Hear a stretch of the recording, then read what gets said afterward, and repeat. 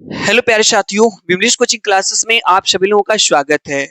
यह क्लास उन लोगों के लिए है जो लोग इस बार सीटेट 2025 का एग्जाम देने जा रहे हैं। यदि आप भी इस बार जो है कि सीटेट 2025 के लिए प्रिपरेशन कर रहे हैं, स्पेशली पेपर फर्स्ट के लिए या पेपर सेकंड के लिए, तो हम इस क्लास में आपको जो है आज हिंदी के 30 प्रश्नों का एक टेस्ट कराने जा रहे हैं और हम देखना चाहते हैं कि अभी तक आप लोगों ने सीटेट एग्जाम के लिए कितनी अच्छी तैयारी की है। बहुत से लोग जो है सीटेट के लिए अभी तैयारी स्टार्ट नहीं किए होंगे, बहुत से मेरे भाई बहुत पहले से तैयारी कर रहे होंगे, बहुत से मेरे भाई ऐसे भी होंगे जो 2-3 बार सीटेट एग्जाम दिए होंगे, उनका क्लियर नहीं हुआ होगा। तो अगर इस क्लास को जब भी आप देख रहे हैं तो हिंदी के इस 30 प्रश्नों के टेस्ट को जरूर दीजिए। ये ऐसे हमने प्रश्न लिए हैं जो सीटेट के प्रीवियस ईयर पेपर्स में पूछे गए हैं। ठीक है, बहुत ही महत्वपूर्ण क्वेश्चन है, बहुत ज्यादा कठिन नहीं, आसान है। तो इस टेस्ट को दीजिए और देखिए कि हिंदी के 30 प्रश्नों में आपके कितने प्रश्न सही होते हैं। तो चलिए विदाउट डिले टेस्ट को स्टार्ट कर दिया जाए। इससे पहले बहुत से लोगों का प्रश्न था कि सर जो है कि क्या इस बार का जो सीटेट दिसंबर जो होने वाला है, क्या ये भी नहीं होगा क्या? तो हम आपको बता दें, जैसे सीटेट जुलाई जो हर साल में सीटेट 2 बार होता है, तो चूंकि जुलाई वाला तो नहीं हुआ आपका, दिसंबर वाला होने वाला है। तो बहुत सारे डाउट आपके मन में चल रहे होंगे कि सर एग्जाम होगा कि नहीं होगा। तो मैं आपको एक चीज क्लियर कर देना चाहूंगा, एग्जाम जो है सीटेट दिसंबर 2025 का होगा। आप तैयारी करते रहिए। अगर आप इधर उधर के रूमर्स में फंसे रहेंगे, अफवाह में, ठीक है, तो आप अपनी तैयारी छोड़ देंगे, बस देखेंगे एग्जाम होगा कि नहीं होगा। अगर आप नहीं तैयारी कर रहे हैं तो कोई ना कोई तो कर रहा है। बहुत से लोग सीटेट एग्जाम के लिए लगे हुए हैं, प्रैक्टिस सेट कर रहे हैं, प्रिपरेशन लगातार अपनी कंटिन्यू रखे हैं। ठीक है, अगर आप नहीं कर रहे हैं तो उसके लिए क्या किया जा सकता है? तो आप अभी तैयारी करते रहिए और न्यूज जो है आ रही है जो उसको देखते रहिए। होपलेस मत होइए, ठीक है, होपलेस आपको बिल्कुल नहीं होना है और तैयारी आपको करते रहना है। ठीक है, तैयारी एकदम करिए, प्रैक्टिस सेट ज्यादा से ज्यादा लगाइए। हम अपने चैनल पे लगातार आपको प्रैक्टिस सेट करा रहे हैं, 30 प्रश्नों का, 60 प्रश्नों का। ठीक है, डेली प्रैक्टिस सेट कराते हैं। हमारे चैनल से जुड़िए और डेली प्रैक्टिस सेट दीजिए और अपना असेसमेंट जरूर किया करिए कितने प्रश्न आप सही कर पाते हैं। ठीक है, टेस्ट का पहला प्रश्न स्टार्ट होता हुआ फर्स्ट नंबर का प्रश्न है और इसको पढ़ते हैं, हम लोग रीड करते हैं, प्रश्न को समझने का प्रयास करते हैं। प्रश्न हमारा क्या है भाई? एक से अधिक भाषाओं का प्रयोग, जब एक से अधिक भाषा का प्रयोग किया जाता है तो पहला ऑप्शन है कक्षाई जटिलताओं को बढ़ाता है, यानी जो क्लासरूम की जो जटिलता होता है उसको बढ़ाता है, पहला ऑप्शन है। दूसरा ऑप्शन है शिक्षकों के लिए गहन समस्या है। ध्यान से ऑप्शंस को देखते रहिए और समझने का प्रयास करिए। शिक्षकों के लिए गहन समस्या है। सी वाला ऑप्शन है संज्ञानात्मक विकास में सहायक है और चौथा ऑप्शन है किसी भी एक भाषा में निपुणता में बाधक है। हम आपको बता दें मेरे भाई, सीटेट के प्रश्नों का आंसर देते समय एक चीज माइंड में अपने से सेट कर लीजिए। क्या मैं बता रहा हूं, ध्यान से समझिएगा। हमेशा आपको जो है कि नेगेटिव ऑप्शन को हटा देना है, सकारात्मक सोचना है बालक को लेकर के। देखिए चौथा ऑप्शन दिया है किसी भी एक भाषा में निपुणता में बाधक है, ये वाला ऑप्शन तो आपका नहीं होगा, बाधक है। ठीक है, यहाँ पे कक्षाई जटिलताओं को बढ़ाता है, तो जटिलताओं को मतलब समस्याओं को बढ़ाता है, ये भी नहीं होगा। बी वाला ऑप्शन है शिक्षकों के लिए गहन समस्या है, प्रॉब्लम है शिक्षकों के लिए, ये भी नेगेटिव ऑप्शन है, ये भी नहीं होगा। इस तरह से देखा जाए तो वनली वन सी ऑप्शन संज्ञानात्मक विकास में सहायक है। ठीक है, यानी एक से अधिक भाषाओं का प्रयोग, जब शिक्षक क्लास में जो है एक से अधिक भाषा का प्रयोग करता है, मतलब मल्टी लैंग्वेज का प्रयोग करता है, उस कंडीशन में संज्ञानात्मक विकास में क्या होता है? हेल्प करता है, सहायक करता है। Option number C. तो ये 31 नंबर का प्रश्न था। क्या है आपके अपनी कॉपी में? अगर आपका सही हुआ तो टिक कर लीजिए, अगर गलत हुआ है मेरे भाई तो क्रॉस कर लीजिए। चलिए 32 नंबर का प्रश्न लिख करके रेडी रहिए मेरे भाई, अगर सही होता है तो टिक कर लीजिएगा, गलत होगा तो क्रॉस कर लीजिएगा। हमारे साथ इन प्रश्नों को पढ़िए। टेस्ट का अगला प्रश्न आपके सामने ये रहा। ठीक है, बहुत ही शानदार प्रश्न है और इसका आंसर आप बताएंगे क्या होगा। प्रश्न बहुत ही जबरदस्त और लाजवाब प्रश्न है आपके सामने। चलिए प्रश्न को पढ़ते हैं। चलिए, दृष्टिबाधित बच्चों को भाषा सिखाते समय, यानी दृष्टिबाधित बच्चे मतलब ऐसे बच्चे जो देख नहीं सकते हैं, ठीक है, उनको दृष्टिबाधित बच्चे कहेंगे। तो भाषा उनको लैंग्वेज सिखानी है तो आप क्या करेंगे? पहला ऑप्शन है उन्हें कक्षा में अलग बैठाना चाहिए ताकि उन पर विशेष ध्यान दिया जा सके। क्या ऐसी बात है कि उन्हें कक्षा में अलग बैठाना चाहिए ताकि उन पर विशेष ध्यान दिया जा सके? दूसरा ऑप्शन है आपका, देखिएगा ध्यान से, उन्हें विभिन्न भाषिक गतिविधियों में शामिल नहीं करना चाहिए। क्या ऐसा करना चाहिए कि उन्हें विभिन्न भाषिक गतिविधियों में शामिल नहीं करना चाहिए? सी वाला ऑप्शन यहाँ पे देखेंगे हम लोग। ठीक है, कम पाठों वाली पाठ्य पुस्तक का निर्माण किया जाना चाहिए। जो कम पाठों पुस्तक वाली जो पुस्तक है, यानी पाठ्यक्रम को कम कर देना चाहिए। क्या ऐसा करना चाहिए? डी वाला ऑप्शन है अधिक से अधिक मौखिक भाषा का प्रयोग करना चाहिए। मौखिक भाषा का प्रयोग करना चाहिए। 4 ऑप्शन है, जल्दी से सोच लीजिए इसका क्या आंसर होगा। 32 नंबर का प्रश्न है, आप सही से सोच लिए होंगे मेरे भाई। इसका राइट आंसर अपने मन में एबीसीडी में से कौन सा होगा? इसका सही आंसर हम आपको बता रहे हैं। इसका राइट आंसर आपका हो जाएगा ऑप्शन नंबर आपका डी। ठीक है, दृष्टिबाधित बच्चों को भाषा सिखाते समय जो है अधिक से अधिक मौखिक भाषा का प्रयोग करना चाहिए। ठीक है, बोल करके सिखाना चाहिए, क्योंकि देख तो नहीं सकते हैं बच्चे, तो जो है मौखिक भाषा का। देखिए नेगेटिव ऑप्शन कैसे हटेगा? क्या उन्हें कक्षा में अलग बैठा देंगे? नहीं, ऐसा नहीं कर सकते, आप अलग नहीं बैठा सकते, तो ये वाला ऑप्शन आपका नहीं होगा। बी वाला ऑप्शन है उन्हें विभिन्न भाषिक गतिविधियों में शामिल नहीं करना चाहिए, यानी कोई भी जो है कि भाषा की से लेकर के जो है लैंग्वेज से लेकर के कोई बच्चों में एक्टिविटीज हो रही है, ठीक है, बातचीत हो रही है, तो क्या उनमें शामिल नहीं करेंगे, इंक्लूड नहीं करेंगे, तो ये भी नहीं होगा आपका। सी वाला है कम पाठों वाली पाठ्य पुस्तक का निर्माण किया जाना चाहिए। क्या उनका जब पाठ्यक्रम ही आप कम कर देंगे? तो ऐसा ये भी नहीं होगा।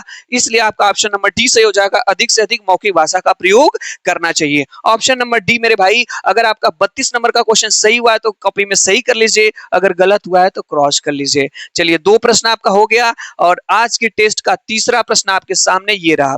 चलिए इसका आंसर बताएंगे क्या होगा। पढ़े प्रश्न को आप लोग और आंसर बताने का प्रयास करेंगे। बहुत ही जबरदस्त प्रश्न है और तीसरा नंबर का प्रश्न है। बहुत से मेरे भाई अब तक क्लास छोड़ करके चले गए होंगे, आप जा सकते हैं मेरे भाई, ठीक है, क्योंकि आप उस तरह के प्रश्न का अभ्यास करना ही नहीं है। ठीक है, जिस तरह के प्रश्न आपके सीटेड एग्जाम में पूछे जाते हैं, मैं मान सकता हूं मेरे भाई ये प्रश्न इजी हैं, लेकिन किसी भी चीज की स्टार्ट शून्य से ही होती है, जीरो से ही होती है। ऐसे प्रश्नों का आप अभ्यास करेंगे, आपका कॉन्सेप्ट क्लियर होगा। अगर आप बहुत अच्छी तैयारी आपकी मेरे भाई सीटेड के लिए कर लिया आपने, तो बहुत अच्छी बात है। इस टेस्ट को तो दीजिए, अगर 30 में 30 करते हैं तो बहुत अच्छी बात है मेरे भाई। मिनिमम देखते हैं 30 में आपके कितने प्रश्न सही हुए होते हैं। अंत में असेसमेंट अपना जरूर करिएगा। प्रश्न हमारा मेरे भाई क्या है? प्रश्न है कि प्राथमिक स्तर पर, मतलब पीआरटी लेवल 1 to 5 की बात कर रहा है, भाषा की पाठ्य पुस्तकों में किस तरह की रचनाओं को स्थान दिया जाना चाहिए। यानी प्राथमिक स्तर पर 1 से लेकर के 5वीं तक में भाषा की पाठ्य पुस्तक, जो लैंग्वेज की जो पुस्तक होती है, उसमें किस तरह की रचनाओं को स्थान दिया जाना चाहिए। पहला ऑप्शन है विदेशी साहित्य की रचनाओं को स्थान देना चाहिए। क्या ऐसी बात है कि विदेशी साहित्य की रचनाओं को स्थान देना चाहिए? बी वाला ऑप्शन है ऐसी रचनाएं जो बच्चे के परिवेश से जुड़ी हो। क्या ऐसी रचनाओं का जो है हाँ, यहाँ पे पाठ्य पुस्तक में किस तरह की रचनाओं का स्थान दिया जाना चाहिए? क्या ऐसी रचनाओं का स्थान देना चाहिए जो बच्चों के परिवेश से जुड़ी हो, इसके बाद जुड़ी हो, और जिनमें भाषा की अलग अलग छटाएं हों। सी वाला ऑप्शन है जो प्रत्यक्ष रूप से मूल्यों पर आधारित हो, और डी वाला ऑप्शन है केवल कहानियां अथवा कविताएं। इसका राइट आंसर आपको बताना है। सही आंसर क्या हो जाएगा? इसका सही आंसर हो जाएगा ऑप्शन नंबर बी, यानी कि ऐसी रचनाएं जो बच्चों के परिवेश से जुड़ी हों, ठीक है, और जिनमें भाषा की अलग अलग छटाएं हों। ये वाला ऑप्शन आपका सही हो जाएगा। ये देखिए डी वाला नहीं होगा, केवल वाले ऑप्शन नेगेटिव होते हैं, ये होगा नहीं। जो प्रत्यक्ष रूप से मूल्यों पर आधारित हो, मूल्यों मतलब प्राइस पे आधारित हो, तो ये भी नहीं होगा, और विदेशी साहित्य पे हो तो ये भी नहीं होगा। ऑप्शन नंबर बी आपका करेक्ट हो जाएगा। क्या ये 33 नंबर का प्रश्न सही हुआ तो सही कर लीजिए, गलत हुआ है तो क्रॉस कर लीजिए। अगले प्रश्न, चलिए अगला प्रश्न हमारे सामने है, ये आपका 34 नंबर का प्रश्न है, और देखते हैं इसका सही आंसर क्या होगा। प्रश्न हमारा है 34 नंबर का कि निम्नलिखित में से कौन सा बच्चों का भाषिक क्षमता के आकलन का सबसे उचित तरीका है। यानी कि कौन सा बच्चों का भाषिक क्षमता, यानी बच्चों की लैंग्वेज की जो है क्षमता का असेसमेंट करना है, और सबसे उचित तरीका आपको बताना है। ठीक है, पहला ऑप्शन यहाँ पे हमारे पास है कि बादल, आसमान, चिड़िया, बले आदि संज्ञा शब्दों का प्रयोग करते हुए एक कहानी लिखिए। बी वाला ऑप्शन है संज्ञा की परिभाषा को पूरा कीजिए। सी वाला ऑप्शन है संज्ञा को परिभाषित कीजिए, और डी वाला ऑप्शन है संज्ञा शब्दों को 2 उदाहरण दीजिए। यहाँ पे प्रश्न हमारा है कि कौन सा बच्चों में अगर भाषिक क्षमता का आकलन करना है तो इस सबसे अच्छा तरीका क्या होगा। तो सबसे अच्छा तरीका है, सही आंसर आपको सोच लेना है क्या होगा। मन में सोच लीजिए क्या राइट आंसर हो सकता है 34 का। सही आंसर हमारा हो जाएगा ऑप्शन नंबर आपका ए, बादल, आसमान, चिड़िया, ठीक है, आदि संज्ञा शब्दों का प्रयोग करते हुए एक कहानी लिखना। ठीक है, ये आपका जो है सबसे उचित तरीका हो जाएगा। नेक्स्ट अगली प्रश्न पे चलते हैं। ये रहा हमारे साथ जो है 35 नंबर का प्रश्न है, और इसका आंसर आपको बताना है। क्या आंसर होगा? ये टेस्ट का अगला प्रश्न है हिंदी का। देखते हैं सही आंसर बताते हैं क्या होता है। प्रश्न है कि बच्चों की मौखिक अभिव्यक्ति का विकास करने के लिए सबसे कम प्रभावी तरीका कौन सा है? यानी कि बच्चों की मौखिक अभिव्यक्ति का विकास करने के लिए सबसे कम प्रभावी तरीका कौन सा है? पहला ऑप्शन है कि व्याकरण आधारित संरचना अभ्यास, दूसरा ऑप्शन है अपने अनुभवों का वर्णन, तीसरा ऑप्शन है बातचीत करना और चौथा ऑप्शन है संवाद अदायगी। सही आंसर आपको बताना है। राइट आंसर क्या होगा इसका सही आंसर? तो बच्चों की मौखिक अभिव्यक्ति का अगर उनमें विकास करना है तो सबसे कम प्रभावित जो आपका हो जाएगा तरीका, सही आंसर इसका हो जाएगा आपका ऑप्शन नंबर ए, व्याकरण आधारित संरचना अभ्यास। ये सबसे कम प्रभावी होगा। ठीक है, सबसे कम। ऐसा क्यों?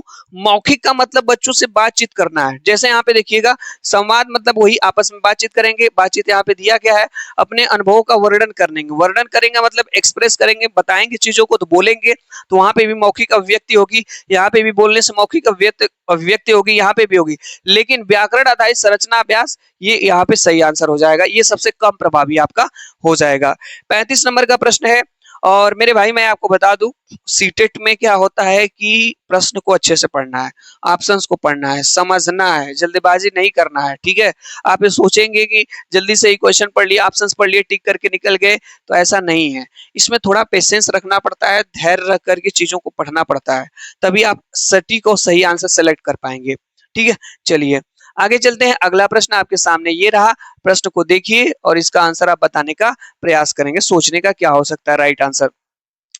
प्रश्न हमारा है, प्रश्न को पढ़ लेते हैं। निम्नलिखित में से कौन सा द्वितीय भाषा शिक्षण का उद्देश्य नहीं है? नहीं वाले प्रश्न बहुत खतरनाक होते हैं, जल्दीबाजी में नहीं पढ़ना है, अच्छे से पढ़ना है, समझना है। प्रश्न क्या है? निम्नलिखित में से कौन सा द्वितीय भाषा शिक्षण का उद्देश्य नहीं है? प्रश्न नेगेटिव पूछा गया तो ऑप्शन बी नेगेटिव होगा।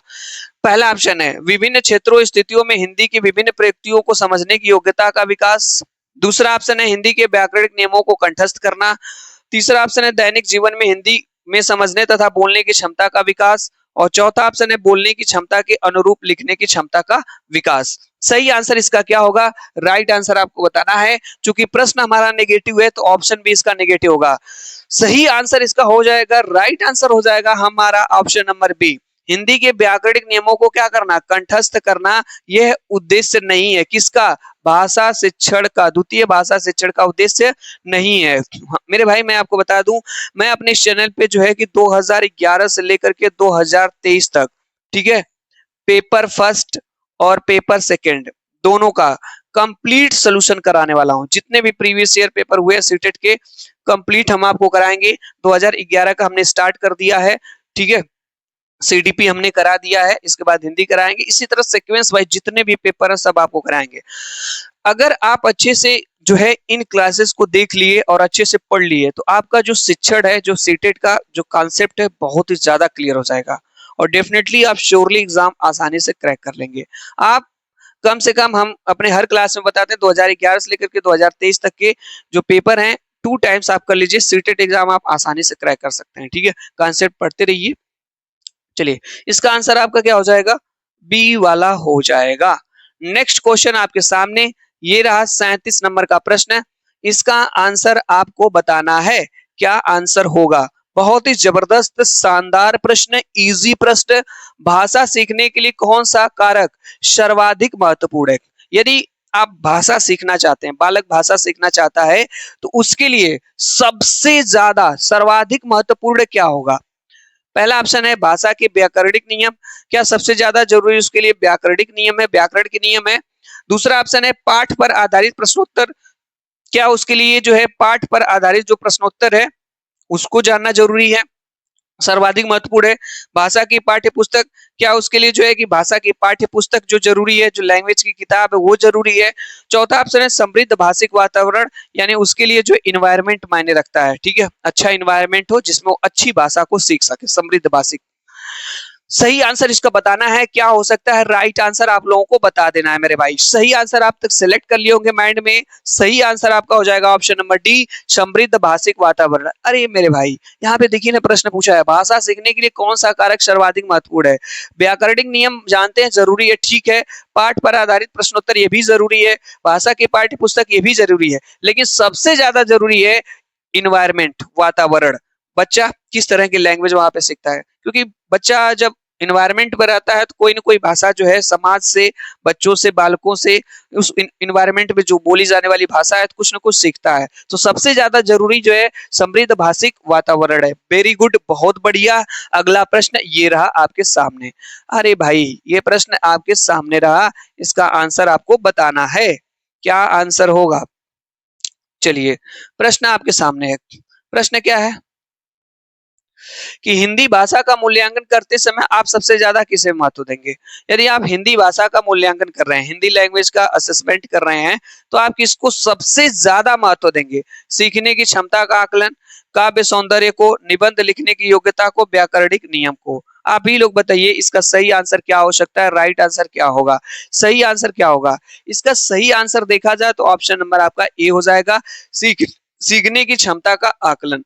ठीक है, यदि हिंदी भाषा का आप मूल्यांकन कर रहे हैं, असेसमेंट कर रहे हैं, तो करते समय सबसे ज्यादा आप महत्व देंगे सीखने की क्षमता का आकलन करेंगे। ठीक है, कितना जो है बालक ने, जो बालक के अंदर जो लर्निंग प्रोसेस है, जो कैपेसिटी है, उसका असेसमेंट होगा। चलिए आगे चलते हैं अगले प्रश्न पे। ये रहा आपके सामने 39 नंबर का प्रश्न है। इसका आंसर आप बताएंगे क्या होगा? ये रहा आपके सामने 39 नंबर का प्रश्न। चलिए, प्रश्न को बताएंगे आंसर क्या आपका हो सकता है। प्रश्न हमारा है कि एक बहुभाषिक कक्षा में आप किसे सबसे कम महत्व देंगे? बहुभाषिक क्या होता है? एक प्रकार का ऐसा क्लासरूम जहां पे मल्टी लैंग्वेज बोली जाती है, एक से अधिक भाषाएं बोली जाती है, उसे बहुभाषिक क्लासरूम कहा जाता है, मल्टी लैंग्वेज क्लासरूम। ठीक है, तो आप उसमें सबसे कम महत्व किसे देंगे? सबसे कम, पहला ऑप्शन है विभिन्न प्रकार का बाल साहित्य, क्या इसको सबसे कम महत्व देंगे? क्लास में विभिन्न प्रकार की सामग्री, क्या इसको कम महत्व देंगे? या क्लास में बहुभाषिक और बहुसांस्कृतिक संदर्भों के प्रति संवेदनशीलता? और चौथा ऑप्शन है आपका बच्चों को सिखाना कि वो भाषाओं के मध्य विद्यमान समानता व अंतर का विश्लेषण कैसे किया जाता है। इसका सही आंसर आपको बताना है। राइट आंसर क्या होगा 39 का? आप सोच लें आंसर क्या हो सकता है। सही आंसर इसका हो जाएगा ऑप्शन नंबर डी। ऐसा क्यों? यहाँ पे देखिएगा, बहुभाषिक मतलब मल्टी लैंग्वेज क्लासरूम में, मतलब एक प्रकार का ऐसा रूम जिसमें बहुत से क्लासरूम जिसमें बहुत सारी भाषाएं बोली जाती हैं, उसमें सबसे कम महत्व आपका ये है कि बच्चों को सिखाना कि वो भाषाओं के मध्य विद्यमान समानता व अंतर का विश्लेषण कैसे किया जा सकता है। ये वाला ऑप्शन आपका सही हो जाएगा, यही सबसे कम महत्व है। नेक्स्ट क्वेश्चन पे चलते हैं। अगला प्रश्न आपके सामने ये रहा, आपके सामने 40 नंबर का प्रश्न है। इसका आंसर आप बताएंगे क्या होगा? ठीक है, टेस्ट का आज का आपका लगभग 10वां प्रश्न हम लोग देख रहे हैं। प्रश्न क्या है? प्रश्न हमारा है कि भाषा की पाठ्य पुस्तक का निर्माण करते समय सबसे कम महत्वपूर्ण बिंदु है। ध्यान से प्रश्न को पढ़ा करिए, सबसे कम की बात किया है। पहला ऑप्शन है अभ्यासों में वैविध्य, दूसरा है पाठों की संख्या, तीसरा है विषय वस्तु में वैविध्य, और चौथा है भाषा की विभिन्न छटाएं। अगर भाषा की जो पाठ्य पुस्तक है, यानी जो जो भाषा की मतलब जो लैंग्वेज की जो पाठ्य पुस्तक होती है, जो किताब होती है, उसका निर्माण करते समय सबसे कम महत्वपूर्ण क्या होता है? सबसे कम महत्वपूर्ण मेरे भाई होता है पाठों की संख्या। सबसे कम महत्वपूर्ण होता है पाठों की संख्या, बाकी सब बहुत ज्यादा महत्वपूर्ण है। अभ्यासों में वैविध्य, अभ्यास ज्यादा से ज्यादा उस बुक में दिया होना चाहिए जो लैंग्वेज की है। विषय वस्तु में वैविध्य, यानी जिसका कंटेंट बढ़िया होना चाहिए। भाषा की विभिन्न छटाएं होनी चाहिए उसमें। लेकिन पाठों की संख्या ये सबसे कम महत्वपूर्ण, कोई जरूर नहीं है ज्यादा पाठ हो कम हो, लेकिन अभ्यास ज्यादा होना चाहिए उसमें। ठीक है, नेक्स्ट क्वेश्चन पे चलते हैं। ये रहा आपके सामने 41 नंबर का प्रश्न।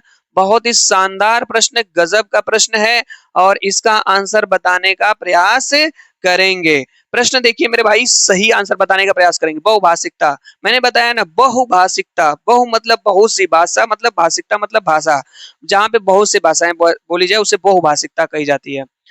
बहुभाषिकता क्या करती है? भाषाई समृद्धि को खतरे में डालती है। भाई निगेटिव ऑप्शन है, कहा ना आपसे निगेटिव ऑप्शन आपका नहीं होगा, इस तरह से ये नहीं होगा। बी वाला ऑप्शन है भाषा सीखने में बाधा उत्पन्न करती है। देख लीजिए, बाधा उत्पन्न करती है तो ये भी नहीं होगा।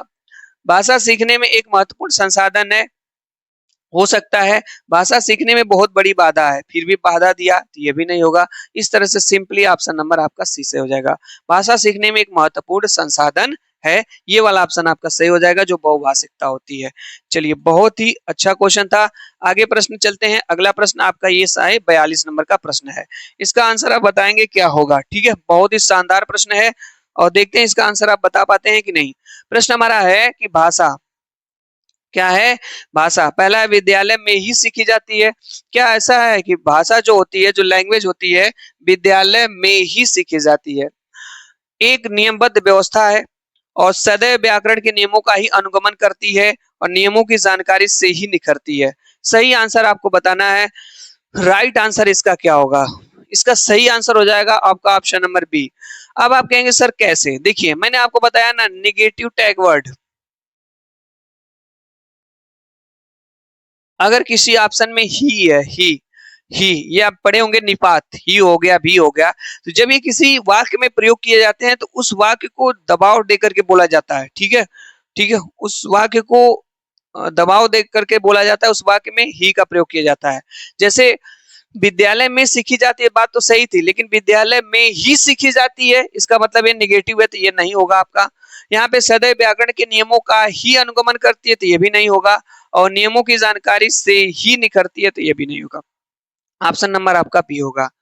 हमारी लगातार क्लासेस प्रीवियस ईयर के लिए हम करा रहे हैं डेली जो है। हम आपको बता दें सुबह में 7 बजे आपको डेली जो है 30 प्रश्नों का एक सेट जरूर मिलता है।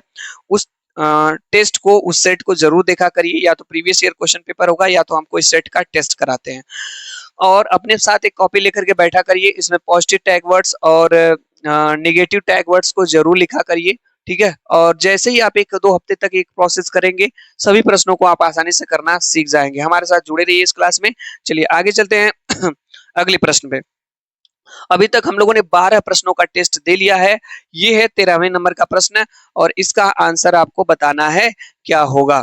प्रश्न है मेरे भाई, बहुत ही शानदार प्रश्न है। प्रश्न है कि बच्चे विद्यालय आने से पहले, जब बच्चे विद्यालय आते हैं उससे पहले अपनी भाषा की नियमबद्ध व्यवस्था की व्यवहारिक कुशलता के साथ आते हैं।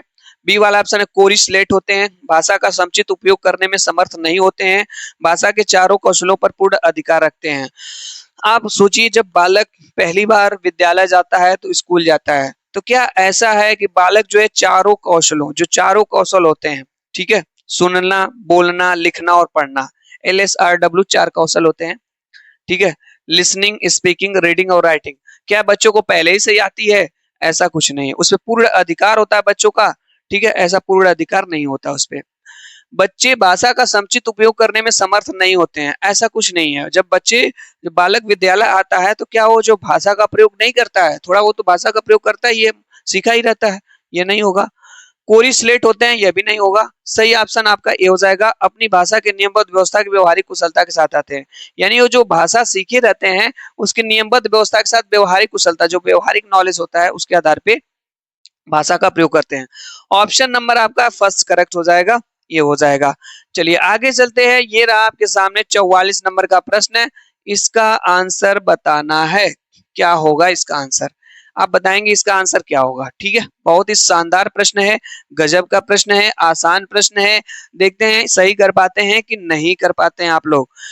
प्रश्न हमारा है कि भाषा अर्जन और भाषा अधिगम के संदर्भ में कौन सा कथन सही नहीं है। फिर नहीं वाला आ गया, ध्यान से पढ़ना है, गलती नहीं करना है। प्रश्न हमारा है कि भाषा अर्जन और भाषा अधिगम के संदर्भ में कौन सा कथन सही नहीं है। भाषा अर्जन में विभिन्न संकल्पनाएं मातृभाषा में बनती हैं, पहला ऑप्शन। दूसरा ऑप्शन है भाषा अधिगम प्रयासपूर्ण होता है। तीसरा ऑप्शन है भाषा अर्जन सहज और स्वाभाविक होता है, जबकि भाषा अधिगम प्रयासपूर्ण होता है।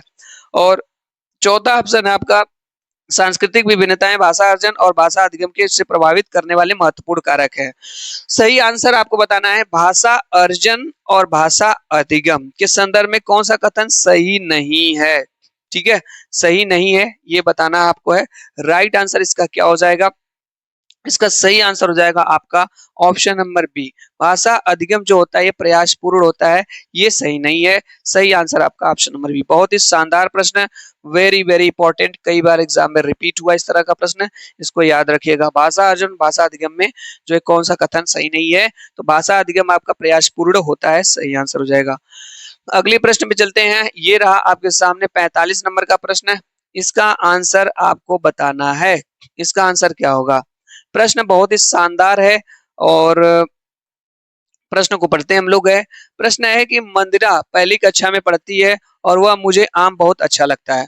मंदिरा जो है पहली कक्षा में पढ़ती है और वह मुझे आम बहुत अच्छा लगता है। मैं थक गई आदि वाक्यों का प्रयोग करती है मंदिरा। ठीक है,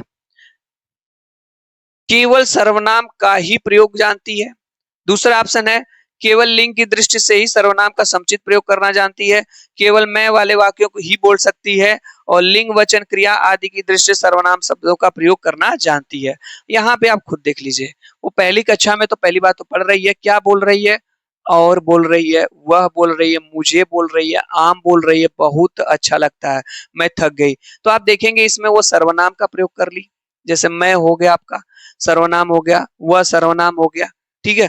उसके बाद सर्वनाम तो हो गया, यहाँ पे वो बोल रही मैं थक गई, इसमें वह लिंग का भी प्रयोग कर रही है, अब वचन का भी प्रयोग कर रही है। तो इस तरह से देखा जाए तो मंदिरा जो है लिंग वचन क्रिया आदि की दृष्टि से सर्वनाम का प्रयोग करना जानती है। ऑप्शन नंबर डी करेक्ट हो जाएगा। आप वैसे भी देख सकते थे मंदिरा केवल सर्वनाम का ही वाला नेगेटिव ऑप्शन नहीं होगा, केवल लिंग की दृष्टि से ही यह भी नहीं होगा, केवल वाले ऑप्शन भी नेगेटिव में होते हैं तो यह भी नहीं होगा। तो इस तरह से ऑप्शन नंबर आपका डी हो जाएगा। ठीक है, बढ़िया है, आगे चलते हैं। यहाँ पे अब देखेंगे हम लोग, समझने का प्रयास करेंगे। हम आपको बता दें, यदि आप पेपर फर्स्ट दे रहे हो या पेपर सेकंड दे रहे हो, ठीक है, जिसमें हिंदी के 30 प्रश्न पूछे जाएंगे, उस 30 प्रश्नों में 15 प्रश्न आपके जो है शिक्षण के होंगे, बाकी 15 प्रश्न आपके जो है पैसेज पे होंगे, समझ रहे होंगे।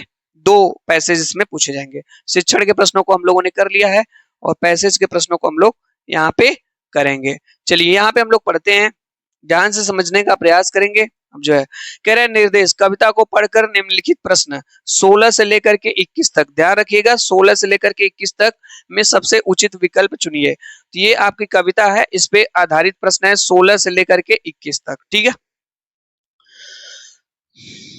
चलिए पढ़ते हैं, कविता हमारी क्या है। हरा भरा हो जीवन अपना, स्वस्थ रहे संसार, नदियां पर्वत हवा पेड़ से आती है बहार, आए अनुपम जीवन लेकर जग से तुम और, तुमसे है ये प्यारा संसार, हरा भरा हो जीवन अपना, स्वस्थ रहे संसार।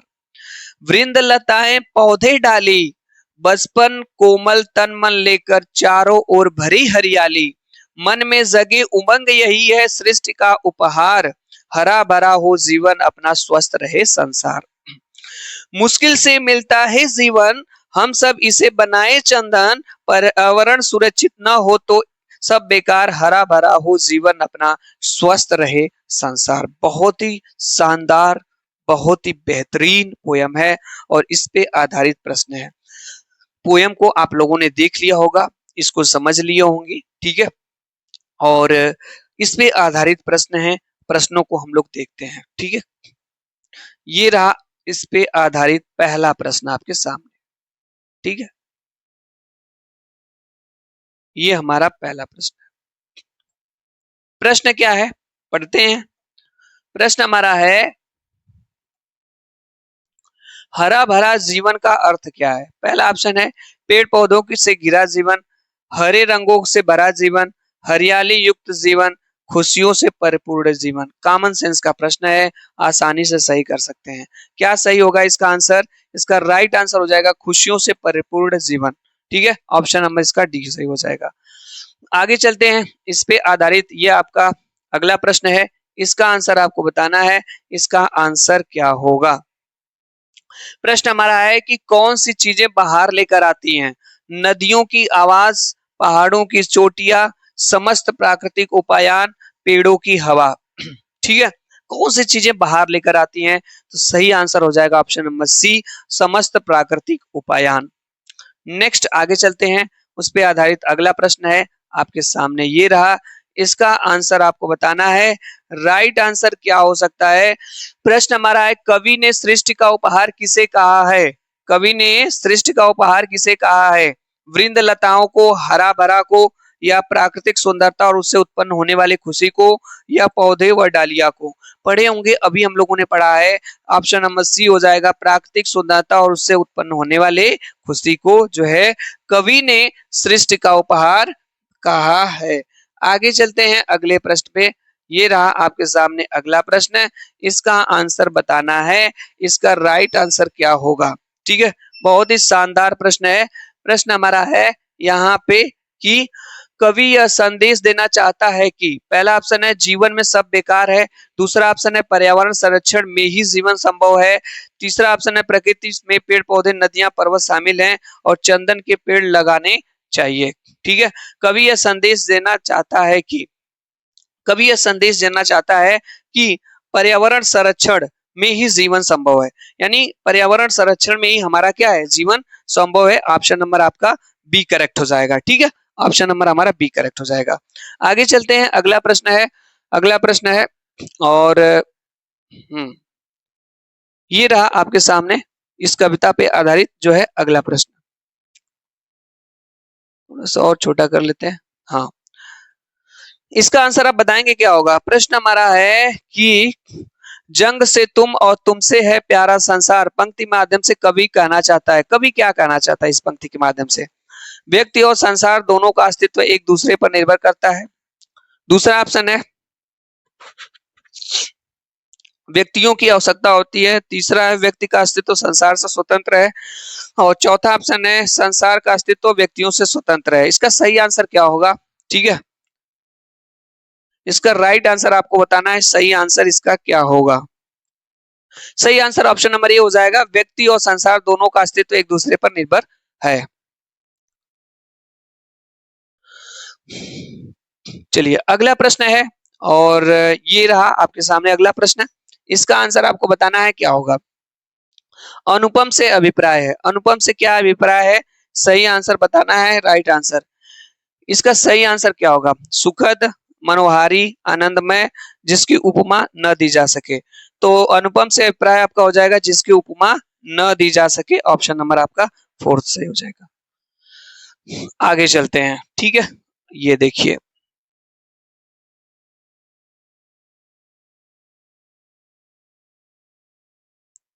चलिए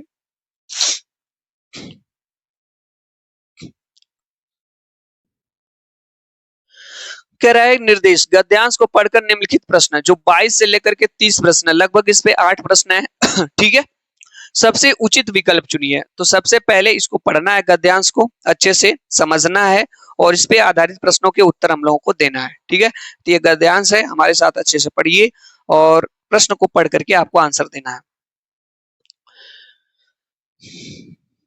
चलिए पढ़ते हैं। क्या है कि समस्या, हाँ एक मिनट। समस्याओं का हल ढूंढने की क्षमता पर एक अध्ययन किया गया। किस पे? समस्याओं का हल ढूंढने की क्षमता पर अध्ययन किया गया। इसमें भारत में 3 तरह के बच्चों के बीच तुलना की गई। कितने तरह की? 3 तरह के बच्चों की तुलना की गई। एक तरफ वे बच्चे जो दुकानदारी करते हैं पर स्कूल नहीं जाते। एक तरफ वे बच्चे थे जो दुकानदारी करते हैं लेकिन स्कूल नहीं जाते हैं। ऐसे बच्चे जो दुकान संभालते हैं और स्कूल भी जाते हैं। कुछ बच्चे ऐसे भी हैं जो दुकान भी संभालते हैं, स्कूल भी जाते हैं।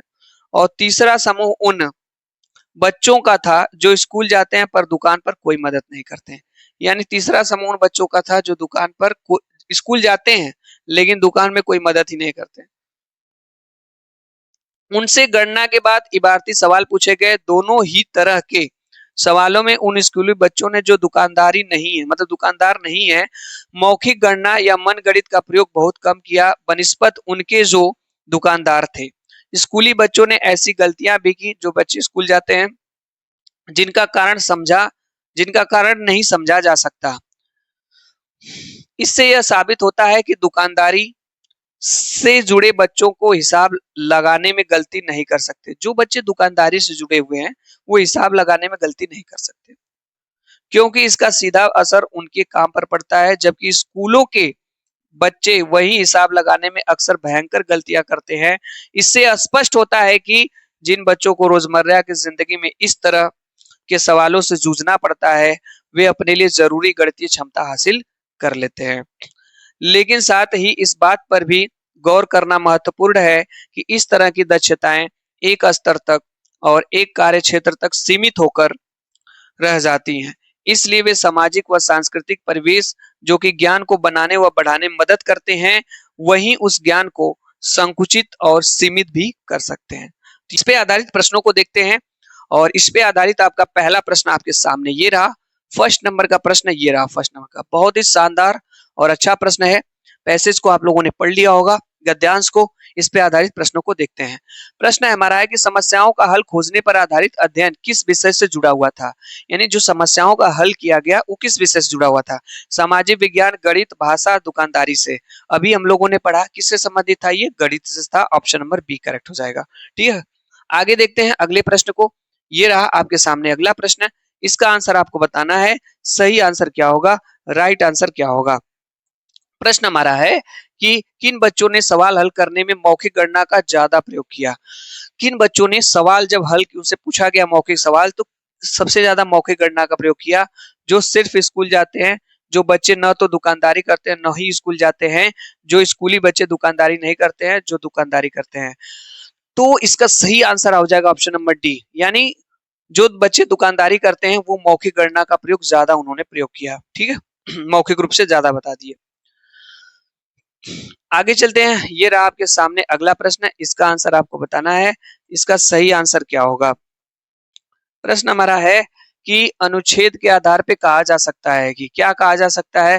पहला ऑप्शन है बच्चे रोजमर्रा के जीवन में काम आने वाली दक्षताओं को स्वतः ही हासिल कर लेते हैं। दूसरा ऑप्शन है सिर्फ दुकानदार बच्चों ही गणित सीख सकते हैं, बच्चों को गणित सीखना चाहिए और बच्चों को गणित सीखने के लिए दुकानदारी करनी चाहिए। भाई ये सब ऑप्शन तो होना नहीं। क्या ऐसा है बच्चों को गणित सीखने के लिए दुकानदारी करनी चाहिए? ये ऑप्शन नहीं होगा। बच्चों को गणित सीखना चाहिए, सही बात है, ये भी नहीं होगा। सिर्फ दुकानदार ये नेगेटिव ऑप्शन है, ये भी नहीं होगा। सही ऑप्शन आपका ए हो जाएगा, बच्चे रोजमर्रा के जीवन में काम आने वाली दक्षताओं को स्वतः ही हासिल कर लेते हैं। ठीक है, चलिए आगे चलते हैं अगले प्रश्न पे। ये रहा आपके सामने 55 नंबर का प्रश्न। इसका आंसर आप बताएंगे। सही आंसर क्या होगा, राइट आंसर आपको बताना है। ठीक है, हमारा प्रश्न है यहाँ पे कि दुकानदार बच्चे हिसाब लगाने में प्रायः गलती नहीं करते क्योंकि पहला ऑप्शन है वे कभी भी गलती नहीं करते। क्या ऐसा है? नहीं गलती का असर उनके कामकाज पर पड़ता है और इससे उन्हें माता पिता से डांट पड़ेगी, वे जन्म से ही बहुत दक्ष हैं। ऐसा नहीं है। जब वे गलती करते हैं तो गलती करने से जो उनका असर है उनके काम पर पड़ता है। सही आंसर आपका बी हो जाएगा। ठीक है, आगे चलते हैं अगला प्रश्न है। ये रहा आपके सामने अगला प्रश्न। इसका आंसर आपको बताना है। सही आंसर क्या होगा, राइट आंसर बता दीजिए क्या होगा इसका।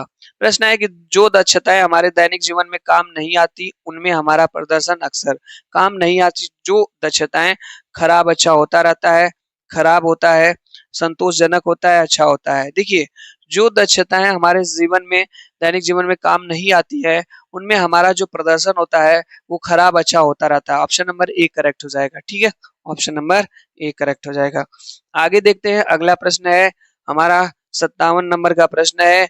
प्रश्न क्या पूछा गया है, पैसेज पे आधारित प्रश्न है कि अनुच्छेद के आधार पर बताइए कि सामाजिक व सांस्कृतिक परिवेश ज्ञान को सीमित कर सकता है, बनाने में मदद भी करता है और उनमें संकुचित सीमित भी कर सकता है, बनाने में मदद करता है, संकुचित कर सकता है। अनुच्छेद के आधार पर बताइए कि सामाजिक व सांस्कृतिक परिवेश ज्ञान को क्या करता है, बनाने में मदद भी करता है, संकुचित और सीमित भी कर सकता है। सही ऑप्शन आपका ऑप्शन नंबर बी करेक्ट हो जाएगा। ठीक है, आगे चलते हैं अगले प्रश्न पे। ये रहा आपके सामने अगला प्रश्न जो व्याकरण से पूछा गया। प्रश्न हमारा है कि इक प्रत्यय का उदाहरण है। इक प्रत्यय किस शब्द में लगा हुआ है आपको बताना है।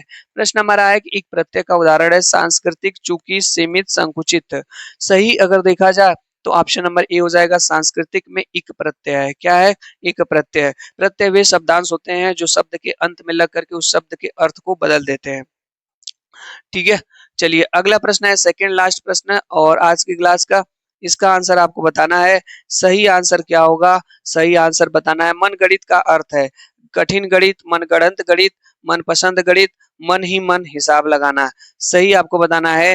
मन गणित का अर्थ होता है मन ही मन हिसाब लगाना, उसे मन गणित कहा जाता है जिसको मन ही मन हिसाब लगाया जाता है। क्लास का और टेस्ट का अंतिम प्रश्न है और इसका आंसर आप बताएंगे क्या होगा। प्रश्न हमारा है कि संयुक्त क्रिया का उदाहरण है। संयुक्त क्रिया का मतलब ऐसी क्रियाएं जिसमें दो क्रियाएं होती हैं। जैसे दुकान संभालते हैं, ये नहीं होगा। हिसाब लगाते हैं, ये नहीं होगा। स्कूल जाते हैं, ये भी नहीं होगा। यहाँ देखिए अध्ययन एक क्रिया, किया गया एक क्रिया, मतलब जो है दो क्रियाएं हैं, इसलिए आपकी संयुक्त क्रिया हो जाएगी। ठीक है, ये आपके 30 प्रश्न थे हिंदी के। इन 30 प्रश्नों में टेस्ट में आज की क्लास में कितने प्रश्न सही हुए, कमेंट्स बॉक्स में जरूर बताइएगा और हम देखेंगे कितने प्रश्न आप सही किए हैं अभी तक आज की इस टेस्ट से 30 प्रश्नों में। यदि आप जो है मेरे भाई यूपी टेट, ठीक है, यूपी टेट के लिए या सी टेट के लिए या सुपर टेट के लिए प्रिपरेशन करना चाहते हैं तो हमारे इस चैनल विमलेश कोचिंग क्लासेस को सब्सक्राइब करके इस चैनल से आप जुड़ जाइए। हम आपके लिए जो है यूपी टेट और सी टेट के लिए अभी क्लास आपको प्रोवाइड करा रहे हैं, ज्यादा से ज्यादा प्रैक्टिस से करा रहे हैं। देखिए मेरे भाई, मैं आपको बता दूं, प्रैक्टिस सेट एक ऐसी चीज होती है, practice set, practice makes man perfect, अभ्यास ही आदमी को पूर्ण बनाता है। तो ज्यादा से ज्यादा कॉन्सेप्ट पढ़ने से ज्यादा आपको अभ्यास करना है। अगर आप अभ्यास करेंगे तो जो सीटेट और यूपी टेट के जो प्रश्न प्रीवियस ईयर के आए हुए हैं उसमें आपकी अच्छी पकड़ बनेगी। और ज्यादातर लोग यही नहीं करते हैं, बस पढ़ते ही रह जाते हैं, इसीलिए प्रॉब्लम होती है। आपको ज्यादा से ज्यादा प्रैक्टिस सेट करना। हमारे इस चैनल पे लगातार हम आपको प्रैक्टिस सेट करा रहे हैं सीटेट और यूपी टेट के लिए, ठीक है। और हमारे इस चैनल से आप जुड़ जाइए। हम आपको बताया सुबह में 7 बजे आपको एक क्लास मिलती है, ठीक है, सीटेट के लिए। इन क्लास को आप जरूर देखा करिए, 30 प्रश्नों का इसमें सेट होता है। यदि ये क्लास मेरे भाई आपको थोड़ी सी भी अच्छी लगी हो तो हमारे इस चैनल से जरूर जुड़ जाइए सब्सक्राइब करके। क्लास देखने के लिए आप लोगों का बहुत बहुत धन्यवाद।